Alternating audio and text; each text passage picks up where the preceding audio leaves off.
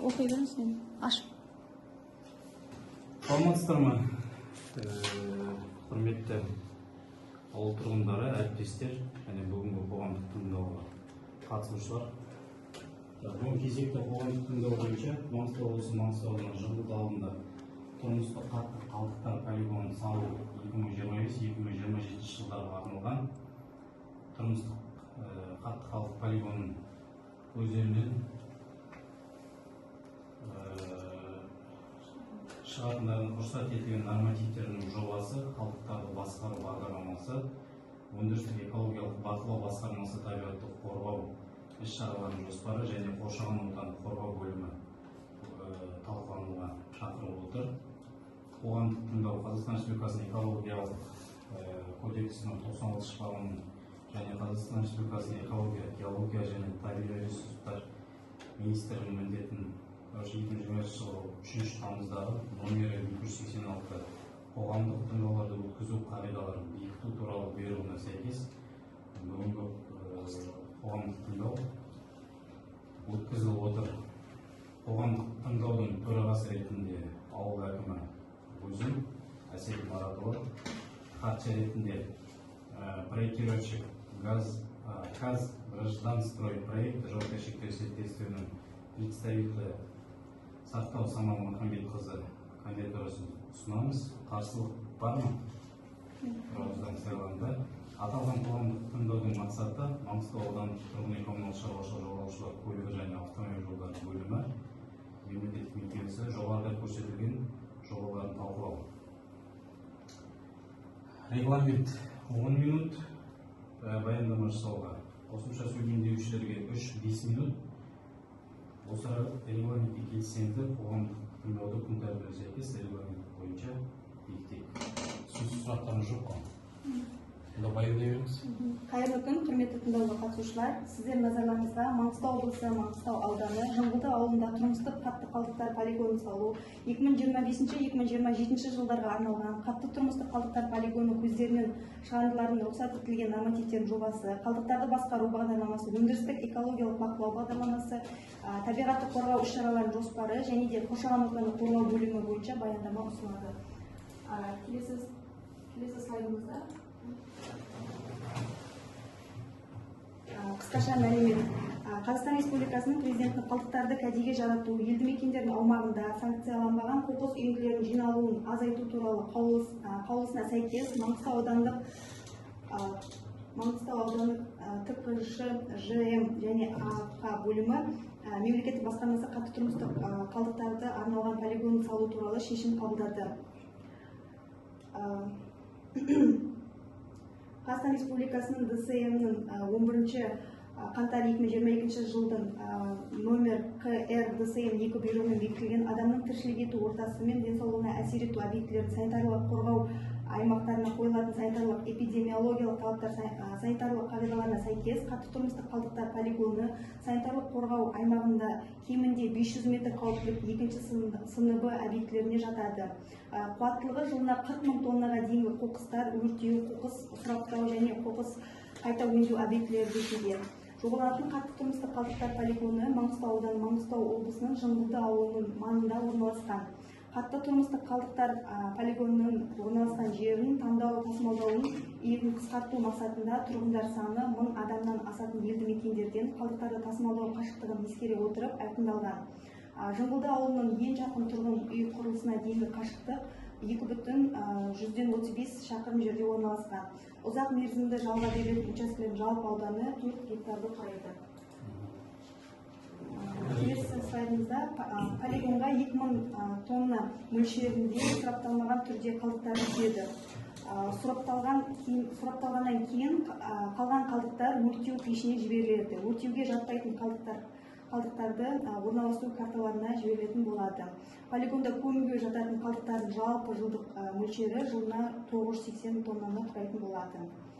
Келесі слайдымызда құрылыстың ұзақтық мерзімі 12 ай. Полигонды пайдалану 2025 жылдан 2044 жылға дейін кезеңге есептелген.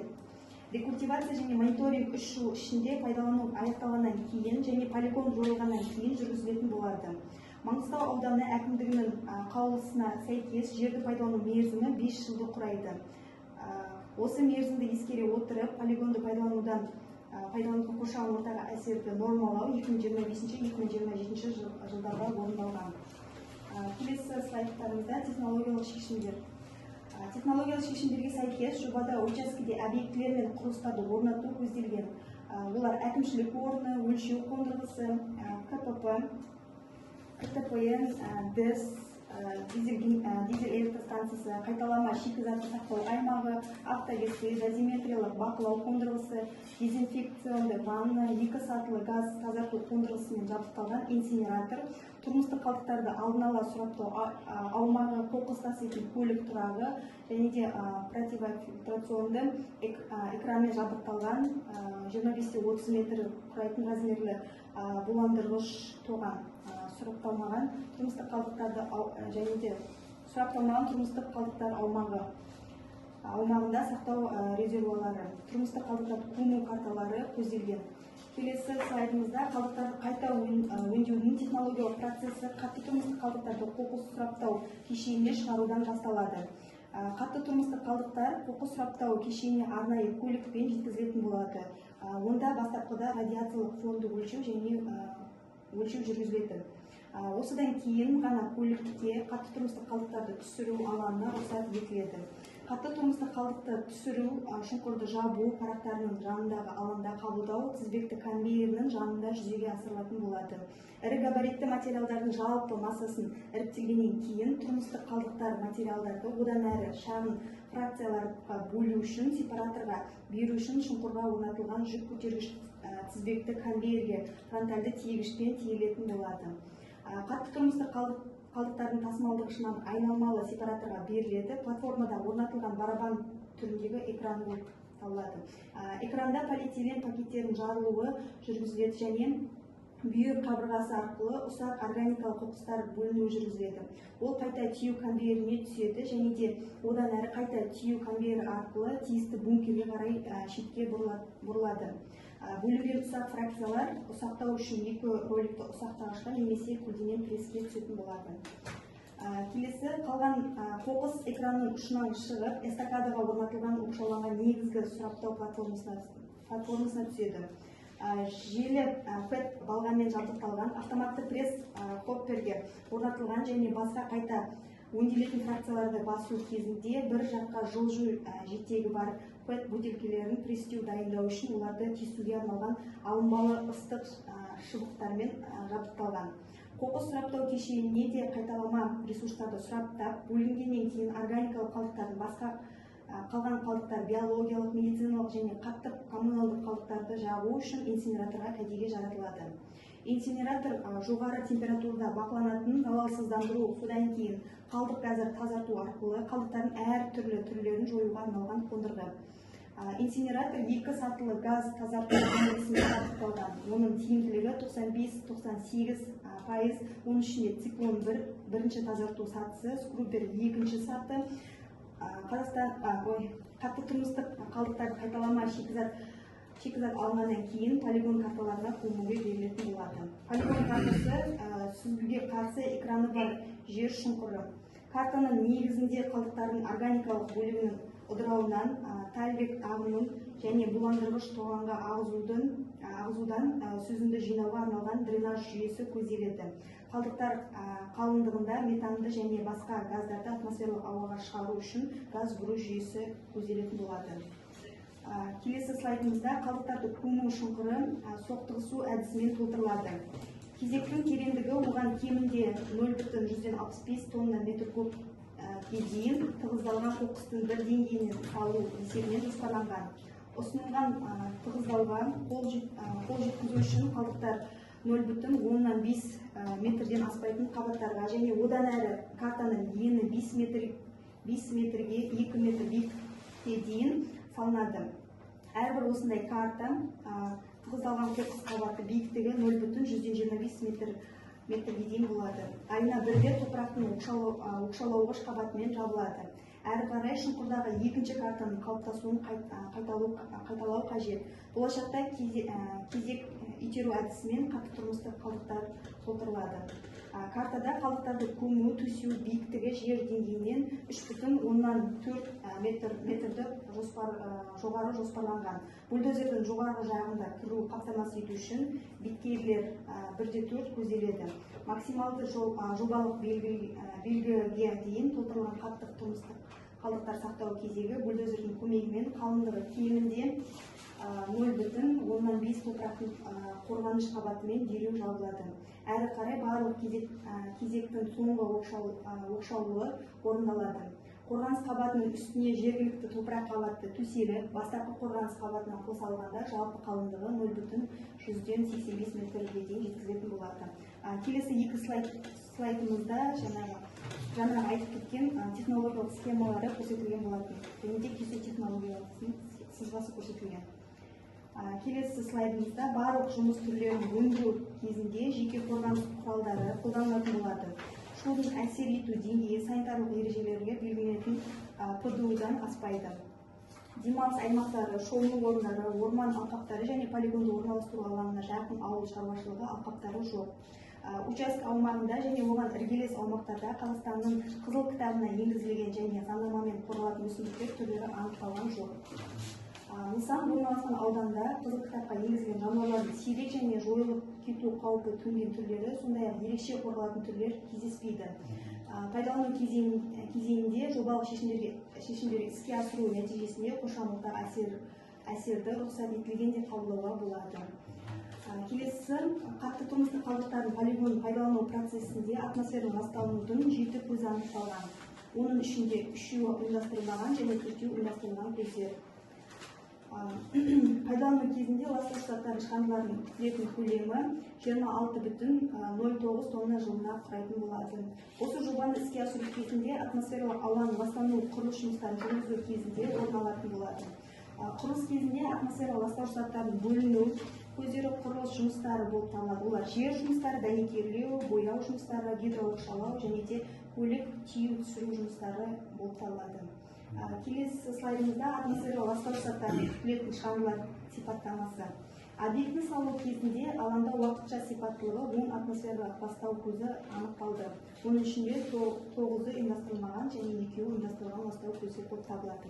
Атмосфералық ластауыш заттардың жалпы шығарындылары бір кезеңде 7,2 тоннаны құрайды. Дисперсияны есептеу нәтижелері бойынша тұрғын аймақтағы жер бетіндегі шоғырланудың бірде-бір зияндылығы мен жиынтық тобы бойынша әсер етпейтіні анықталды.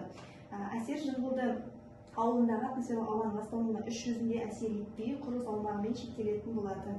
Құрылыс монтаждау жұмыстары кезінде мынандай қалдықтар түзеледі. Олар қатты тұрмыстық қалдықтар, дәнекерлеу электродтардың күйіп қалуы, лак бояу материалдардың қалдықтары, майланған шүберектер және де құрылыс қалдықтары. Қалдықтардың жалпы көлемі 2,127 тоннаны құрайды. Құрылыс кезеңінде су объектілеріне салқын суларды ағызуы көзделмейді. Келесі слайдымызда жобада полигон шекарасынан белгіленген полигон үшін есептік санитарлық қорғау аймағы белгіленген радиусы 1000 метрді құрайды. Атмосфералық ластауыш заттардың есептеу арқылы расталынған. Атмосферадағы ластаушы заттардың таралуын есептеу полигонының санитарлық қорғау аймағының шекарасында барлық ластаушы заттар мен жиынтық топтары бойынша жер бетіндегі ең жоғары концентрациялы Қазақстан Республикасының денсаулық сақтау министрлігімен белгіленген бір шекті реттік концентрация мәндерінен шегінде екенін көрсетті. Полигон объектілерінің шу көздерінің шу әсерін есептеу дыбыстық әсер ету деңгейінен асып кетпейтіндігін көрсетті және де бұл санитарлық қорғау аймағының қабылданған мөлшерлерін растайды. Белгіленген санитарлық қорғау аймағының шекарасында тұрғын үйлер жоқ. Маңғыстау облысы, Маңғыстау ауданы, Жыңғылды ауылында қатты тұрмыстық полигон салу, жұмыс жобасын іске асыру Қазақстан Республикасының табиғат қорғау заңнамасының талаптарын қанағаттандырады. Жобаланатын объектіні салу және пайдалану қоршаған ортаны компоненттеріне және халықтың денсаулығына айтарлықтай әсер етпейді. Жобалық шешімдерін іске асыру физикалық ортадағы жағымсыз өзгерістер шамалы болатын маңыздылығы төмен әсер ретінде қабылдауы мүмкін. Баяндама аяқталды осы. Баяндамаңызға рахмет. Жалпы жоба жақсы. Негізгі мәселе осы қашан салынады деген мәселе ғой.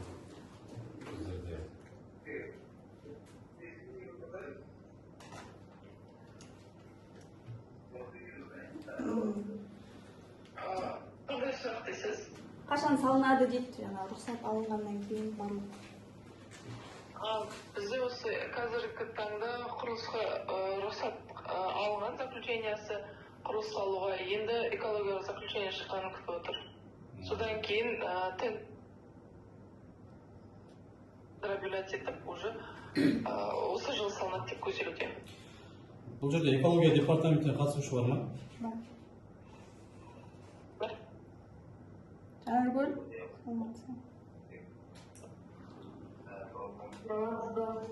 Саламатсыз ба? Бүгінгі қоғамдық тыңдау бойынша енді қазір айтып отыр ғой, қоғамдық тыңдау өткізіліп жатыр. Енді сіздерден разрешение керек қой дальше енді проектіні реализовать ету үшін. Бұл қандай уақыт алады сіздерде разрешение алу үшін экологияға? Экология 45 жұмыс күнінде беріледі, қарастырылады. Бұл проекттің 19-4 айда түскен, 19 күні. Апрель 4-і. Апрельдің 4-інде түскен. Қазір на рассмотрение определить. Бүтіп қалды. 45 минутте, да? Қазір қайттан қосыла қойын. 45 күн болатын болса, кәдімгі госэкспедициядан сұрағын деп отыр. 45 рабочий күн болады, 25 рабочий күнде замечаниялар болса, егер де проект бойынша соны шығарылады, сосын 10 рабочий күнде исправление беріледі, исправить етіп, қайттан салғаннан кейін ажанда 20 күн рабочий күн. Сонда общий.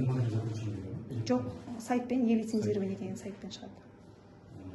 Бір чемпионда тұратын емес пе? Ана рахат кәсіп. Промзона болып есептеледі. Оның бастығы кім еді? Қазір кім? Алмат Жалғасбаевич. Жүсіпқалиев. Жоқ, бір жылдай болып қалды.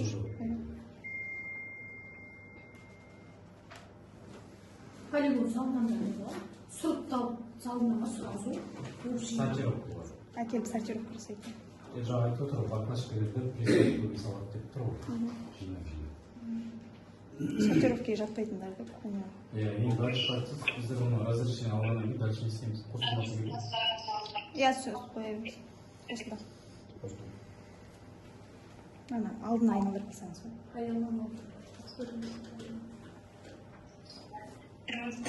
Саламатсыз. Бізде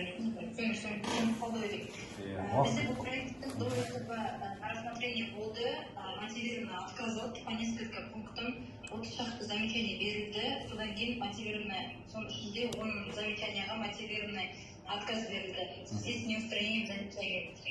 Повторно бұл проект повторно қаралып, повторно түсті біздің рассмотрениеға 19 апрельде түсті. 19 апрельде түсіп, қазір в данный момент на рассмотрение жүріп жатыр. На рассмотрение срок до замечаний енді біз бұл проект дейтін, бұл проект без изменения түскенге байланысты, біз тек берген отсутствие разрешенияларымызбен бірге қарап отырмыз.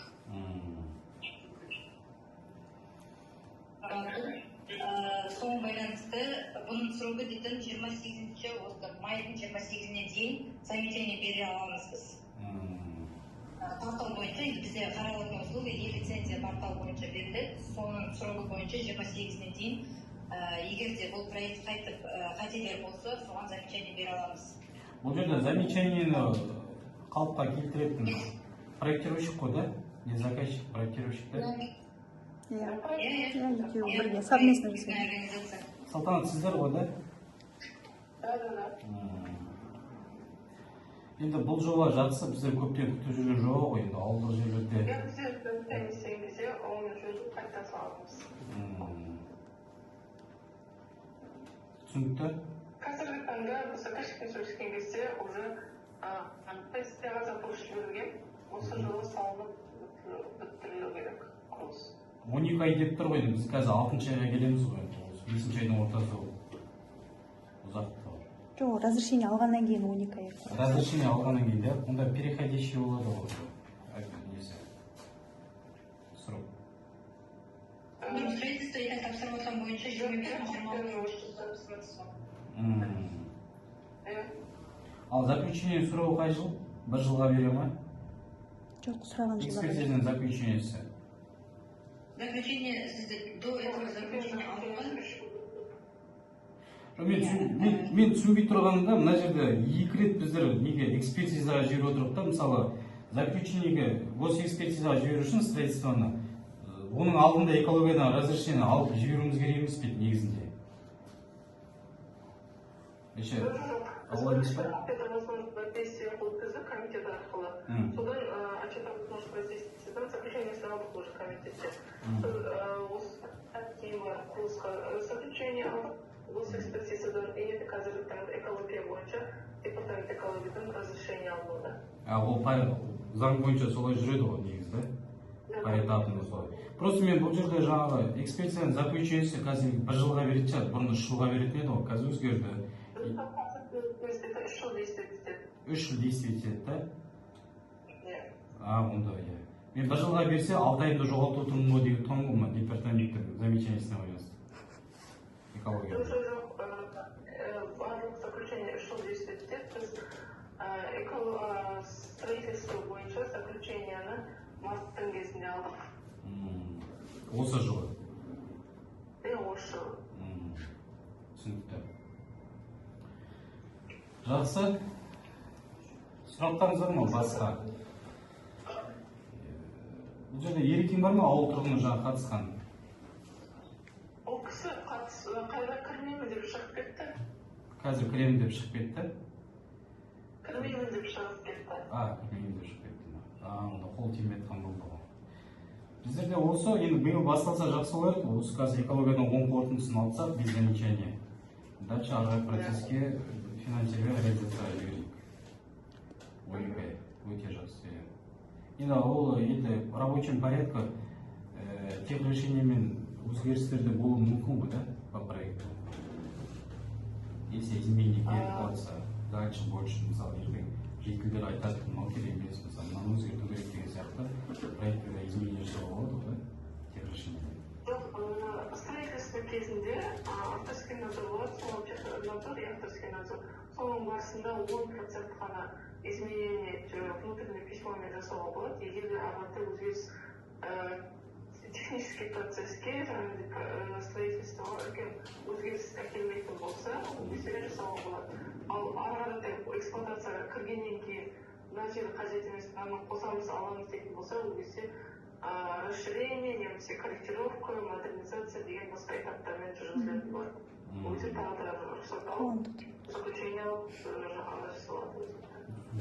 Бұл тек сонда 4 гектардың ішінде салынатын проект, мен просто проектіні көрген жоқпын да, изучать етіп әлі қараған жоқпын. Просто ол ЖКХ-ға тапсырдым бердіңіз ғой кешесіз. Алдында осы мартта барып кезде, алло. Иә, тыңдап. Заманбекке, то есть заказчикке. Бердіңіздер. Алло. Айтыңыз, естіліп тұр. Мен заказчикке тапсырма болатын, сол алдында апрель барысында есепсіз руководство ЖКХ бастығына барып тапсырма болатын проектіні.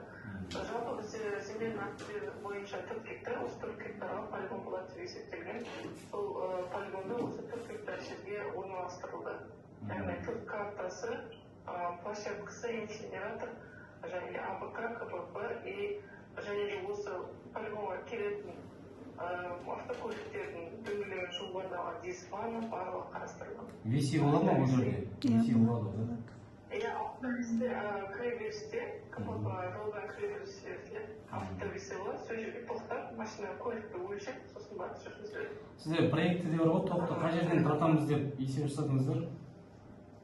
Электричествоны. Тоқтамыз кетті, берді, что ПС 35 деген номерді. Қасында линия жүріп жатыр, конструкция жолда біздерге. Содан ал газ айналысты. Бізге газға жоқ условия бермеді. Себебі мына проекттің ішінде газ бар деп жазыпсыздар ғой, жаңа айтып отырсыз, балықтың үстіне газ қарастырылған. Перспективаға біз газбен жұмыс істеуге қарастырған. Ал инсинератор 200-печатый очистка газа болады. Перспективада газ. Түсінікті. Күнге экология департаментіне бір вопроста, қазіргі жағдайда бізде берілген жер 4 гектар жер қазіргі действующий полигон бар. Но это незаконно, просто біз территория белгілеп қойдық, қоршап қойдық. Енді соның үстіне салуға бола ма? Қазір ол жерде де қоқыс бар. 3-4 жылдың жиналып қалған қоқыс бар. Енді біздің проектіміз қазір соның үстіне түсейін деп тұр. Ол қалай болады? Ананы утилизация жасап, ананы көму керек па қалай? Или басқа жерден жер береміз? Сол қасынан. Сонда бар полигонның үстіне тағы да не алайын дедіңіз ба? Полигон салайын дедіңіз ба? Сол. Әуелде жер солай беріп кеткен. 4 гектар жер қазіргі полигонның үстінен салынып кеткен жері.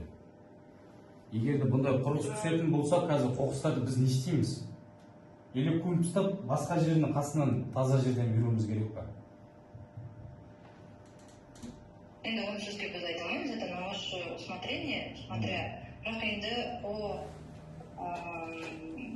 по законам экологического кодекса, по сути, там, скорее всего, вам необходимо будет жинақтау керек болатын бар отходтарды. Отходтың үстіне тағы да екінші полигон салсаңыз дұрыс емес қой, қарастыру керек екен ол сұрақты. Иә, сол ғой, бізде де сол вопрос болып тұр. Бірақ енді біз басқа жерден жер берейік десек, ауылдың жеріне байланысты келіспейді де енді. Қоқыс болғаннан кейін жасырын тұрған жақсы. Сізде қараңыз, мына тапсырып жатқан полигоныңыз Мақалды ауылында новыйда салып жатқан полигон емес па? Новый территорияда. Иә. Дұрыс емес па?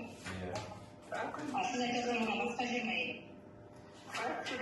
Бізге сөйлескен кезде, техусловия земельный акт алған кезде, ол жер пусты, бұрынғы именно сол басында талқылаған кезде бізде осы жерде свалкалар, осы жерге саласындар ма деген ұсыныс болды. Осы жерді береді деп. Бірақ осы біз экспертиза өткен кезде бас строительство. Ол кезде ол жер емес, біз проекттеріміз өткен кезде айтылған болатын, ол жерді алмаймыз деп басқа жерге. Содан әр реттеу берді. Новый жер, қазір біз Топаченко түсірген кезде де осы жер қоқыс жоқ. Болды. Конечно, сізге тапсырған проектіңіз бойынша в проекте указано то, что у вас это новое место. Бұрынғы негізі новое место болу керек. Түсінікті. Просто мен енді жаңағы келгенше до меня болған жұмыстар ғой, бұлардың барлығы жасалып кеткен, процесті уже қазір только заключение финансирование қалып тұр ғой. Мен за это басымды ашып алып сұрап алайын деп отырғаным ғой, сіздерге қалай деп. Ал жалпы менің айтып отырған жерімде, жаңағы проектте түсетін жерде сол аумақ, оның қасында бос жерлер де бар. Мен просто ойлап отырмын, может проект салатын болсақ, ана жерде не істейміз деген вопрос, если үсте түсетін болса. Енді ол жерде көше жоқ, место назначения жоқ қой енді. Бірақ примерно барлығы сол жер.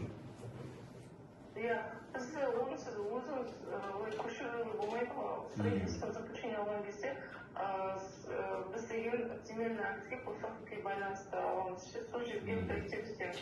Яғни ол жердің геологиясын, геодезиясын, жерасты суларын барлығын қарап, точкаларын отметкасына рельефін бәрін қарап істейді. Сол себепті оны жылу уже проекттің өзгертуіне әкеліп соғады. Сол себепті біз жобалаған кезде бізге жер аттың отметкаларымен берген болады.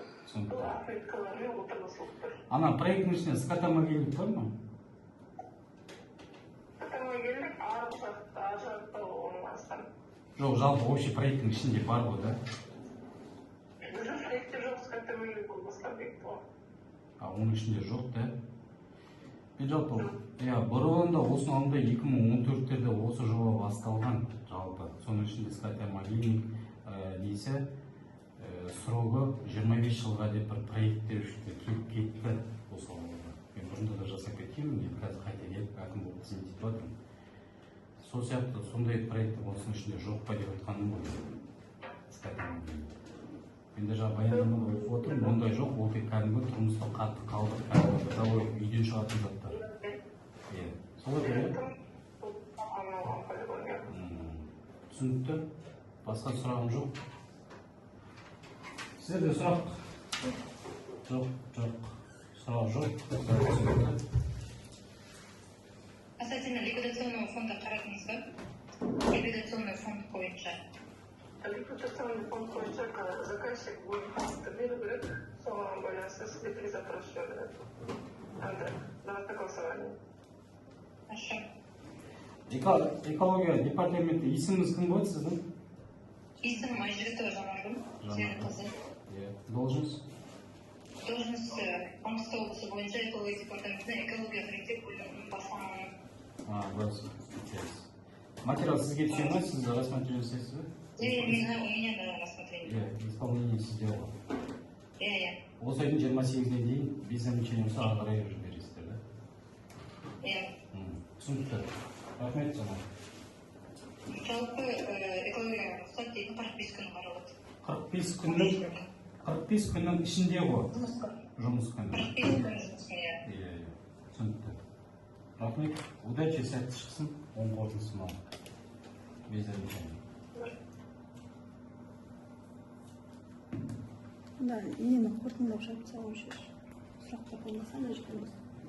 Так, жоба бойынша ұсыныс пікірлеріңіз, сұрақтарыңыз жоқ болса, басқа сұрақтар болмаса, қоғамдық тыңдауды өтті деп есептейміз. Қоғамдық тыңдауды жабық деп жариялаймын. Келіп, уақыт бөліп қатысқандарыңызға рахмет. Сау болыңыздар.